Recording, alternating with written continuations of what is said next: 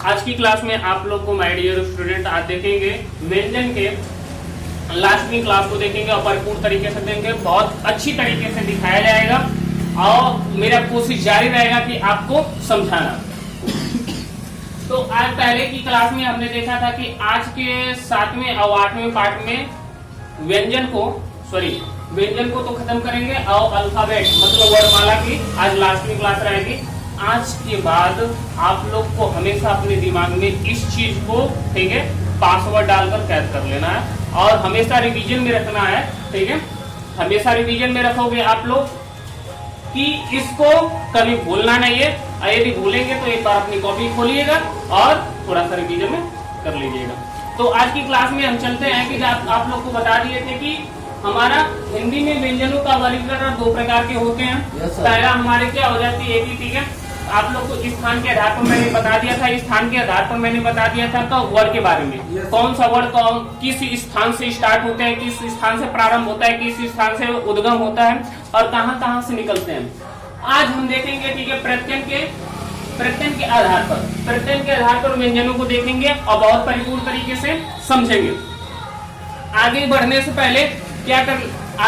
पहले मैं आप लोग को रक्षाबंधन की, ठीक है, जो भाई बहनों का ठीक है परम त्योहार होता है, भाई बहनों का परम त्योहार एक स्नेहता की त्योहार होती है, उसके लिए, ठीक है, हार्दिक बधाई देना चाहता हूं।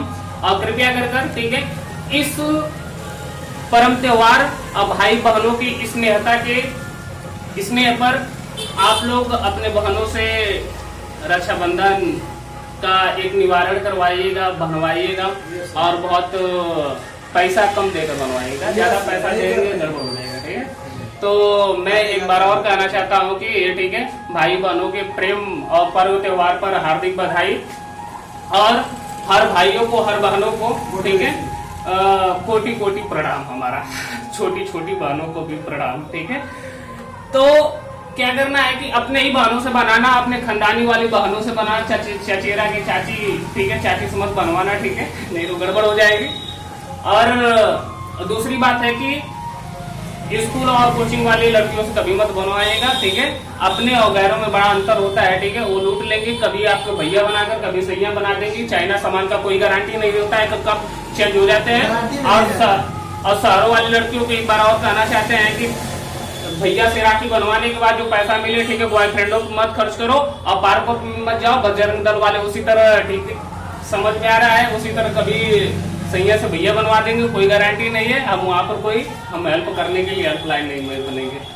आगे नेक्स्ट चलते हैं कि कुछ स्टूडेंटों का हमारा क्या है कि क्वेश्चन है जो बहुत नाराज चल रहे हैं कि सर नहीं बताते हैं। इन क्वेश्चनों का निवारण तो मिल जाएगा लेकिन खोजने पर, लेकिन मैं आपके द्वारा थ्रू सुनना चाहता हूँ। पहला है कि वह कौन सी वीरांगना थी जो भगत सिंह की एक दिन की पत्नी बनी थी?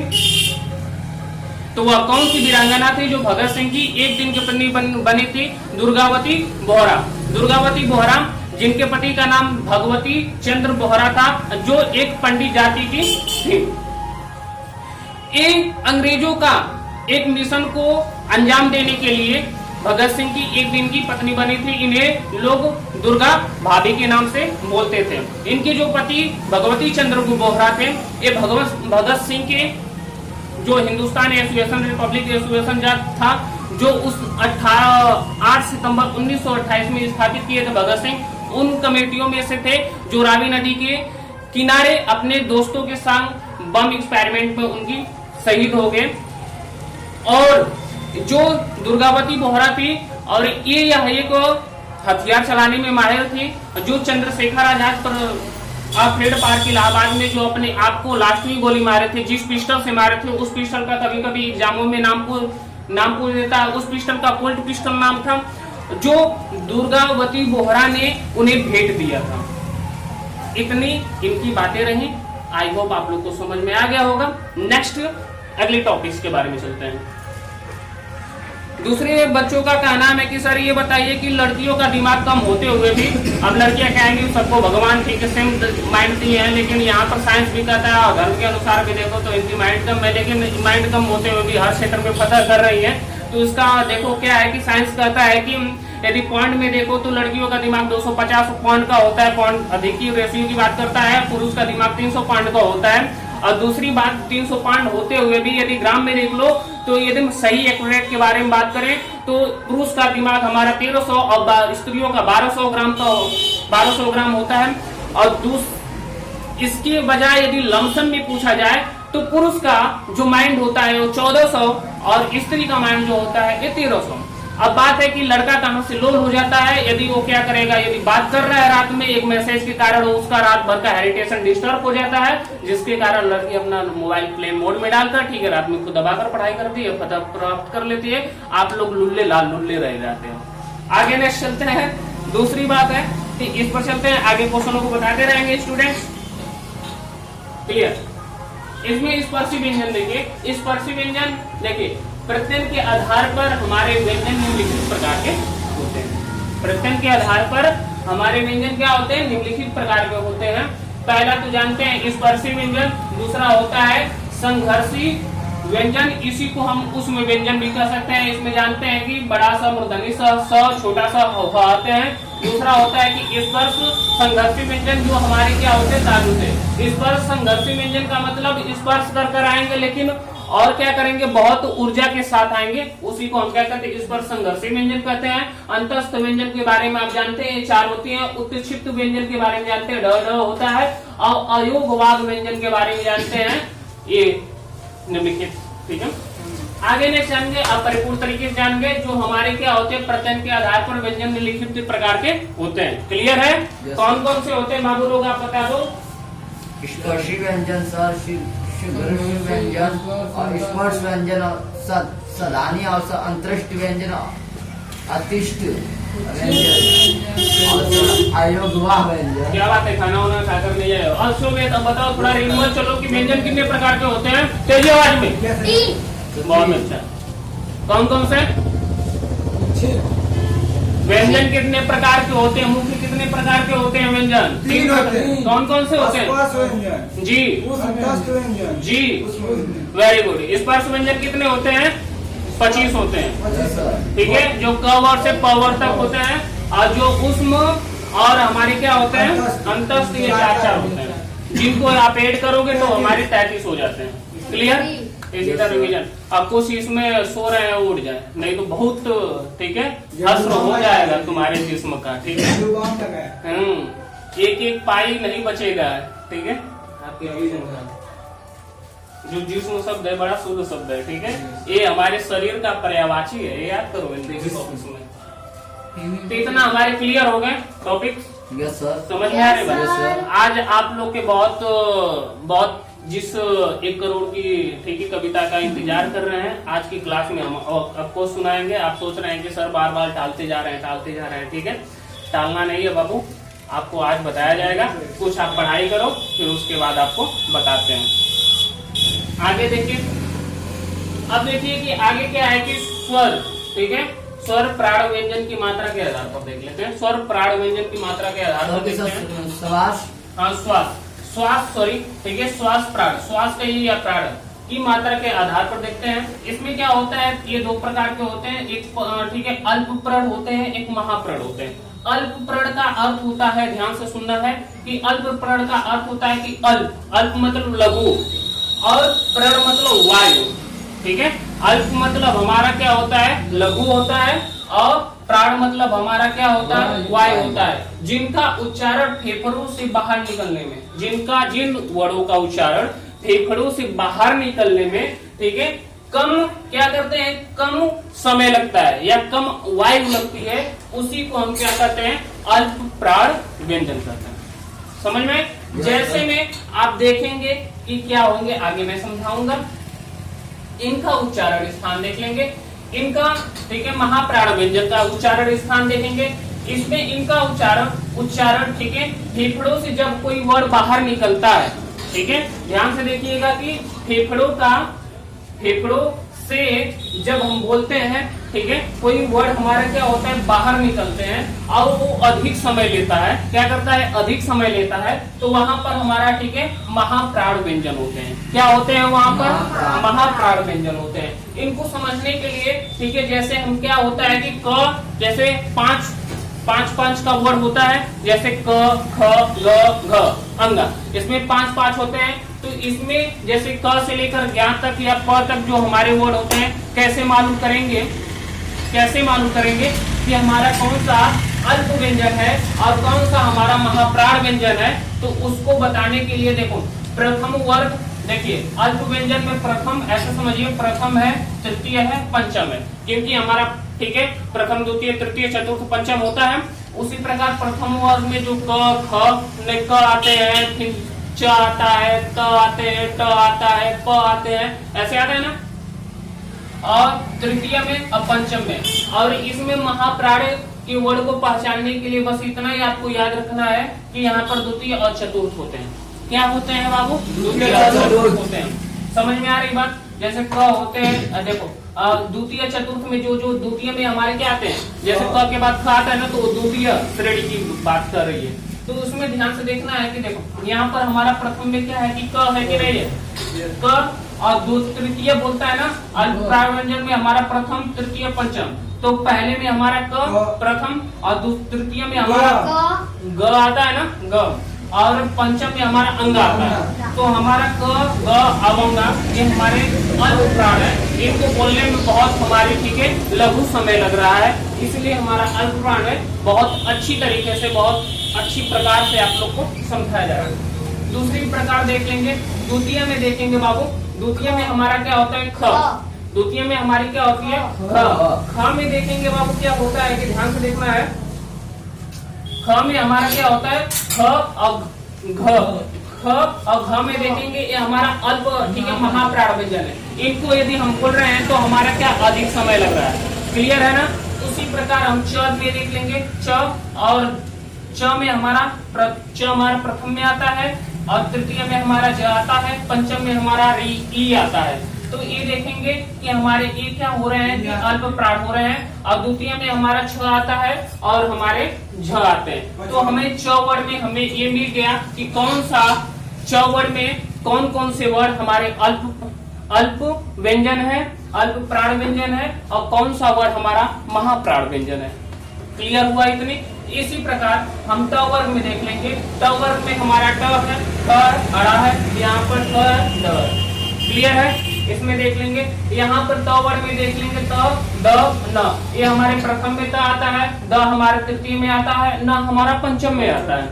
यहाँ पर हमारा क्या थ हमारा क्या होते हैं? द्वितीय में आता है, और यहाँ पर हमारा ध हमारे चतुर्थ में आते हैं। इतनी बात क्लियर हुई आपको? और प हमारा क्या होता है?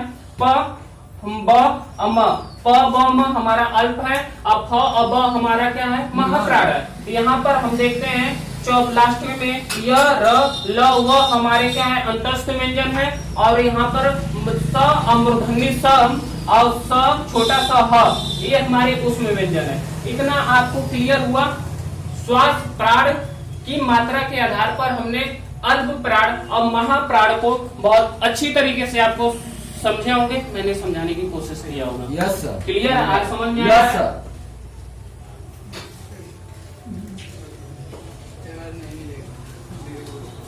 इसको दिमाग में बैठाने के लिए बाबू लोग क्या है कि देखो क्या होता है ना, एक सर वो बचा हुआ है, उसको पूरा करो। बाबू अभी बता देते हैं। पहले तो ये समझो कि कुछ लोग होते हैं बदलते हुए व्यक्तियों पर बोल रहे हैं, बदलते हुए पर्सनों पर बोल रहे हैं। बोलते हैं कि ठीक है सर, आपकी बातें हमारे दिल को जीत लेती हैं। तो क्या होता है कि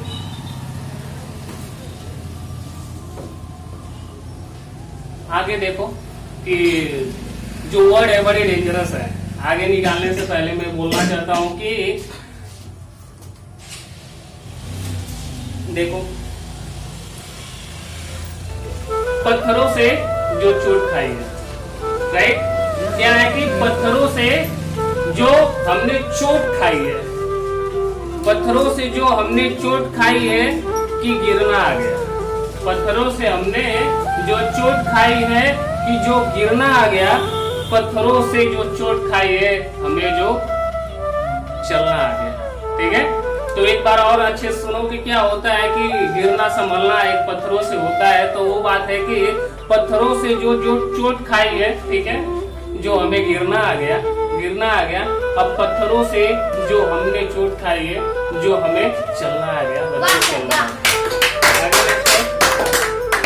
अब आगे समझते हैं, फिर आगे देखते हैं कि आगे और है कि एक और सुन लो कि ठीक है, अभी यदि चल रहा है तो और सुनने की बात है कि क्या उसके शहर में, देखो, क्या उसके शहर में बरसात हुई है? क्या हुई है सर? हुई है सर। हाँ, आगे ध्यान से सुनते रहिए, बहुत अच्छी बातें हैं कि क्या उसके शहर में बरसात हुई है? क्या उसके नए शहर में नए लोग मिले हैं? क्या उसके शहर में बरसात हुई है? क्या उसके शहर में नए लोगों से नए मुलाकात हुए हैं? क्या उसको नाम बदलने में फिदरत सी है? उसको अपना नाम बदलने में फिदरत सी है? क्या उसको सोना मोना की तरह एक चोंगा मिला है? क्या उसको सोना मोना की तरह एक चोंगा मिला है? क्या अब उसके पत्थर से दिल पर कोई रकीब लकीर खींच कर जाएगा? ठीक है, उसके पत्थर से दिल पर कोई रकीब लकीर खींच कर जाएगा, उसके पत्थर से दिल में अपना जगह बना कर जाएगा। ठीक है, क्या उसके शहर में बरसात हुई है? क्या उसके शहर में बरसात हुई थी, 1 महीना पहले सूखा पड़ गया है। आगे और समझते हैं और चलते हैं आगे। नेक्स्ट देखो, इसमें हमारा अंतस्थ जो व्यंजन है, बाबू लोग ध्यान से सुनो, आपका अंतस्थ व्यंजन है। अंतस्थ व्यंजन में देखते हैं कि ये निम्न मतलब 3 प्रकार के होते हैं। क्या होते हैं बाबू? 3 प्रकार के हो। 3 प्रकार में हम देखते हैं कि अर्ध स्वर, जो हमारे अर्ध स्वर होते हैं, अर्ध स्वर व्यंजन इसे कह सकते हैं। दूसरा हमारा क्या होता है कि लुंठित या प्रकृत व्यंजन होता है। लुंठित या कहेंगे या उसे प्रकृत, ठीक है, व्यंजन का लीजिए। तो ये हमारे क्या 2 नाम में बता दिया, कोई एक नाम आएगा तो आप पहचान सकते हो। ठीक है, फिर पार्श्विक व्यंजन होता है, पार्श्विक व्यंजन। अभी इन तीनों व्यंजनों को आप समझिए। अभी ये किसके प्रकार है? अंतस्थ व्यंजन के प्रकार है। समझ लीजिए, ध्यान सुनिए, ये हमारे क्या है कि अंतस्थ व्यंजन के प्रकार है। पहले हम देख लेते हैं अर्ध स्वर में व्यंजन। अर्ध स्वर व्यंजन क्या होता है कि अर्ध स्वर के, देखिए ध्यान से, अर्ध स्वर के स्थान पर, जो हमारा अर्ध स्वर के स्थान पर जो वर्ड हमारे प्रयोग होते हैं, ठीक है, अर्ध स्वर के व्यंजन के स्थान पर जो हमारे वर्ड प्रयोग होता है वो हमारा क्या होता है? य और व होता है। क्योंकि देखो व्यंजन में आएगा, लेकिन जब उसको लिखोगे तो स्वर भी दिखेगा, व्यंजन भी दिखेगा। इसलिए ध्यान से देखो कि वहां पर हमारा अर्ध स्वर बाबू हो रहा है। ध्यान से देखना है कि जैसे कोई वर्ड लिखते हैं कि महिलाएं, यहाँ पर यह पे हमारा यह है ना, ठीक है, यह पे एक ही मात्रा है, यहाँ पर व्यंजन है कि नहीं है? यहाँ पर हम यदि महिलाएं लिख रहे हैं तो यहाँ पर देखेंगे इसके लास्ट में एक ही मात्रा है। समझ में आ रही बात? दोनों प्रकार से लिखोगे तो सही होता है। कभी किताबों में ऐसा देखने को आपको मिल जाएगा। अभी और देखो, जो कौवा लिखते हैं हम लोग, ठीक है, क पे अ की मात्रा, वो पे आ की मात्रा, तो कौवा हो जाता है, होता है कि नहीं? और यहाँ पर कौवा, तो इसमें देखो यहाँ पर तो हमारा व्यंजन आ रहा है एक लास्ट के शब्द में, और दूसरे में हमारा क्या आ रहा है कि एक हमारा वावेल आ रहा है। तो इसके एग्जाम्पल के थ्रू आपने समझ लिया कि ठीक है, हमारा दीर्घ स्वर व्यंजन वो क्या होते हैं? स्वर का वह स्थान का प्रयोग होता है जिसमें हमारे क्या आते हैं? व्यंजन भी आता है और स्वर भी लिखने को आते हैं। क्लियर हो गया? अलुंठित वर्ड हमारे क्या होते हैं? इसमें र आते हैं, ये र होता है ना, र, ठीक है। और यहाँ पर पार्श्वी व्यंजन ये जीभ के पीछे के हिस्से से बोले जाते हैं, जो आपने यहाँ पर स्थान के आधार पर आपने देख लिया था। तो इतना आप लोग का क्लियर हो गया कि नहीं हो गया? क्लियर हो गया? तो आज 1 करोड़ की कविता सुना दे। यस सर, सुना दीजिए जी। बाबू, ये प्रत्यय के आधार पर तो हमने किस प्रकार के व्यंजनों को देख लिया। जो हमने क्या देखा? स्पर्शी व्यंजन देखा, संघर्षी व्यंजन देखा, स्पर्श संघर्षी व्यंजन देखा, अंतस्थ व्यंजन देखा। जब इनको मैंने अंतस्थ व्यंजन की एक प्रकार को मैंने यहाँ पर बताया, अंतस्थ व्यंजन का है। हाँ, ये अंतस्थ व्यंजन के प्रकार है। क्लियर है ना?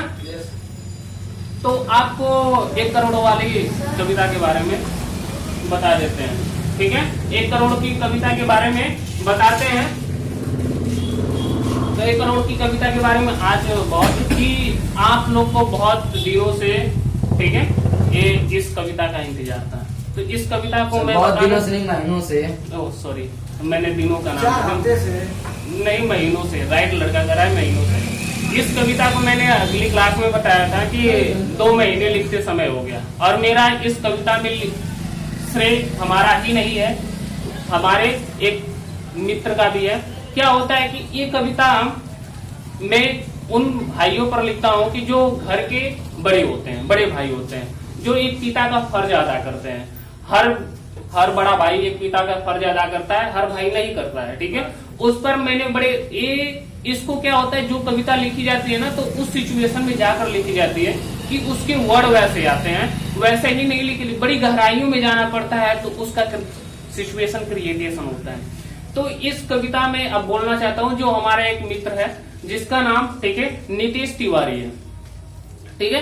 क्या है कि नीतीश तिवारी जी ने हमारे साथ इस कविताओं को डेडिकेट किया, और वर्डों का आधा उनमें, आधी कविता में उनका योगदान है, आधा इसमें हमारा योगदान है, और इनके वर्ड बहुत सुशोभित तरीके से हैं। अब कविता को मैं सुनाना चाहूंगा कि क्या होते हैं कि जब बड़ा भाई, ठीक है, अपना फर्ज अदा करता है तो उसकी बहुत संघर्ष करता है।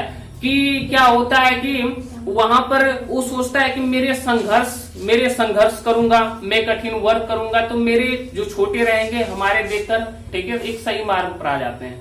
लोग कुछ आते हैं, कुछ नहीं आते हैं। तो हम उन बड़े भाइयों के लिए फेस कर रहे हैं ये 1 करोड़ की कविता।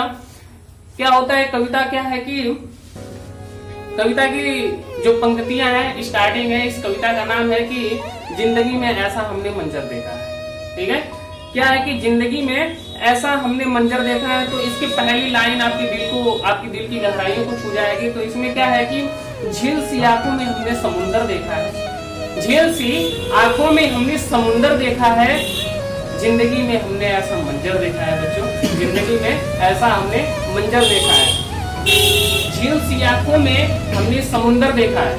क्या कह रहा है, झील सी आंखों में हमने समुंदर देखा है, जिंदगी में हमने ऐसा मंजर देखा है, जहां तिनके का सहारा नहीं, जहां तिनके का सहारा नहीं, उस धरा को बंजर देखा है, जहां तिनके का सहारा नहीं, उस धरा को हमने बंजर देखा है, बंजर देखा है। जिंदगी में दोस्तों हमने ऐसा मंजर देखा है, मंजर देखा है। आगे नेक्स्ट है कि आगे आपकी गहराई, दिल की गहराइयों को छूने वाली है कि बाग की तलहटी में उतरते हुए चांद, ठीक है, बाग की तलहटी में उतरते हुए चांद को देखा है, बाग की तलहटी में उतरते हुए चांद को देखा है, अधूरे चांद को पूरा होते हुए देखा है। बाग की तलहटी में उतरते हुए चांद को देखा है और अधूरे चांद को पूरा होते हुए देखा है। जिंदगी में हमने ऐसा मंजर देखा है, जिंदगी में हमने